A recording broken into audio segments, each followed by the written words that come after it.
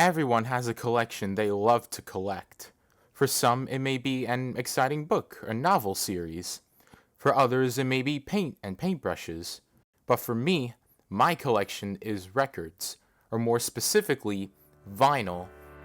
Since late May of 2018, I've been collecting vinyl from several of my favorite artists, from the Beatles to Metallica.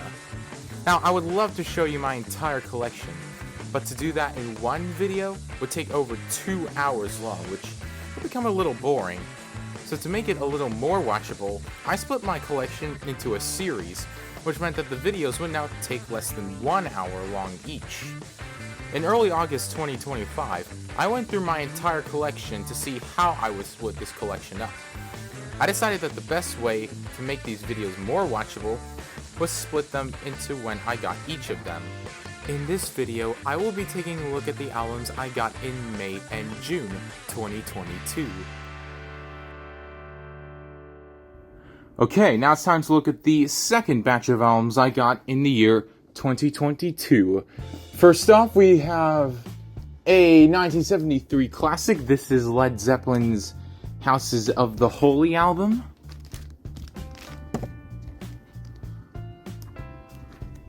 Complete with this band, as you will see later.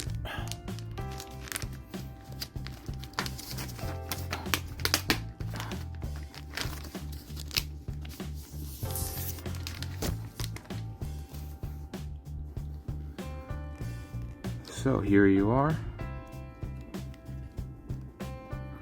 The only spine text on here is this catalog number. And there it is. So here's this band here, which does come off. So I'll just show you that. There it is. And here's the album cover without the band intact.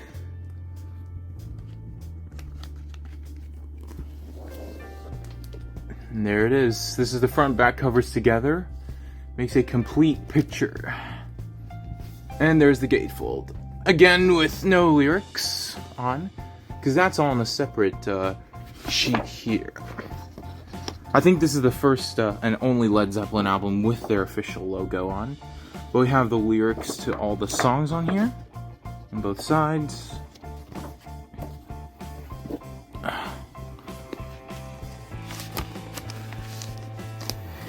And there's the Atlantic Records label, again, green and orange striped. Reproduction on both sides. With the Houses of the Holy album title, die-cut inner sleeve, polylined, which is always a good thing to see. And next up we have 2 albums from one of my favorite bands, The Who. First up, of course, this is their very first studio album, My Generation, which is a half-speed mastered edition. I got this shortly after that was released, this half-speed mastered edition, coming with this sort of this little obi strip here.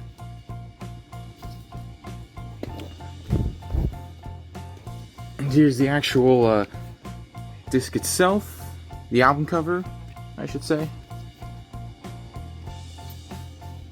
So yeah, a really nice shiny front here. The matte back. Stereo, of course, but here's a confusing thing. They have the barcode on this obi, but then they put another one on this album cover itself, which is very, very odd. But never mind that. And you also get this half-speed mastering certificate where it tells you about how this album was cut and what they use, from one of Abbey Road Studios' mastering engineers, Miles Showell, who's cut several albums using half-speed, and it's usually widely praised.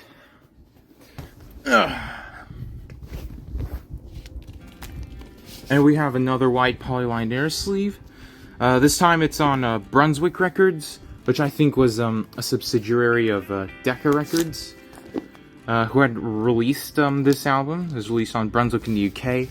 And then this album came in a modified form on Decca in the US. I mean, this album is a really great album. Great lineup of tracks on this one. Talking of which, we come to their second album. From 1966, it's a quick one. Again, a half-speed mastered edition in stereo.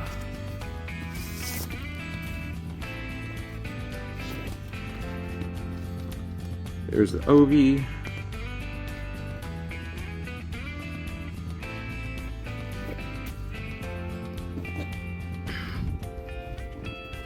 And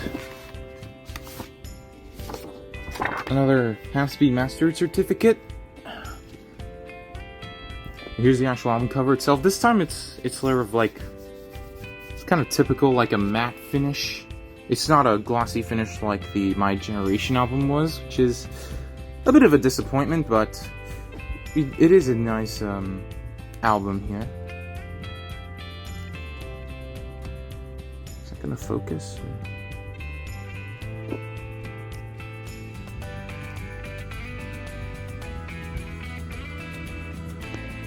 There we are. And the back.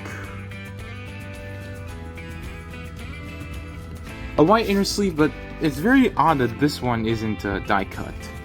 This time it's on Reaction Records, subsidiary of Polydor. On both sides with stereo indicators. And now we come on to two singles. First up, this is a Doors single. This is Love Me Two Times, backed with Moonlight Drive. It's on Elektra Records, but this came in a Bell Records sleeves. That's not the right cover, but never mind that. Here it is. I can just get this to focus. Or get it to show everything that's on here. We have a CTH-1 and a CTH-DJ. So, was this a promo copy, a promo disc? I don't know. But it costed me like the regular price of a used 45. So this could be a decent promo disc, but it played just fine. And next is, this time it's a Who single from 1968. This is, on Decca Records. This is Magic Bus, backed with Someone's Coming. Division of MCA for Decca.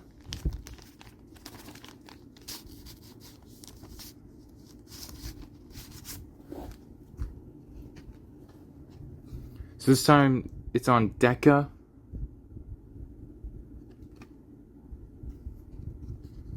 They credited John Entwistle for the songwriting credit. Someone's Coming by his full name, and Pete Townsend is credited here as Peter Townsend.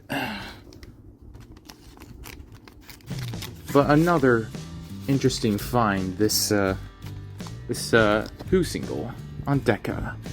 And lastly, we have one of my favorite greatest hits albums of all time. This is The Rolling Stones, More Hot Rocks, Big Hits and Fazed Cookies.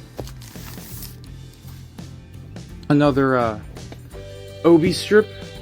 I mean, this one's very nice and shiny here. This is a Record Store Day release. So yeah, the Obi is nice and shiny. Unfortunately, it doesn't continue on the actual cover itself. It's very, very matte, which is disappointing.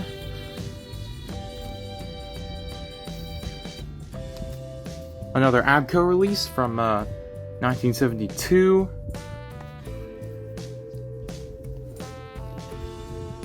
There's the gatefold.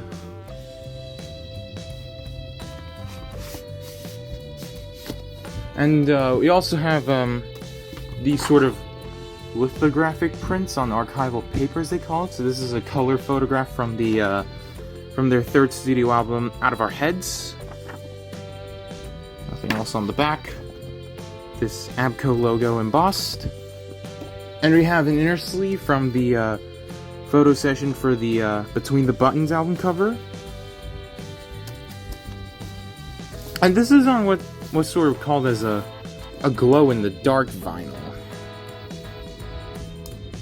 But this is kind of a neat little color here. In stereo. And London Records again. But this, I think it's fine with this album because this one was, I think a US only release. It wasn't released in the UK until 1990, I think. So I think having London Records on here is, appropriate.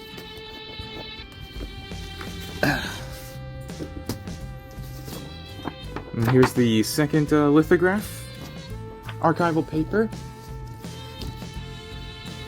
Second inner sleeve.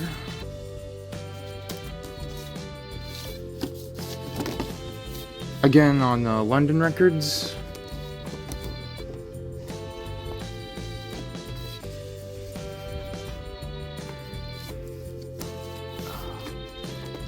But that is a great selection of albums for any good rock collection you can have.